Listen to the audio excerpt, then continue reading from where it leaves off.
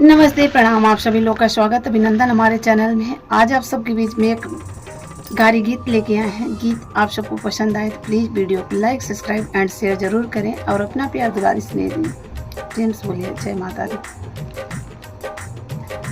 खायला खायला खायला खायला दूल्हे रामाया आज खिचड़ी। खायला खायला खायला खायला दूल्हे रामाया आज खिचड़ी। खायला खायला बाहिन तोहार माने मानी कराए, चाहे इज्जत तोहार पानी पानी कराए। खला खाला खला खाला दूल्हे रामाया आज खिचड़ी। खला खाला खला खाला दूल्हे रामाया आज खिचड़ी। खला खाला बुआ तोहार कारनामा कराए, चाहे के हो के साथ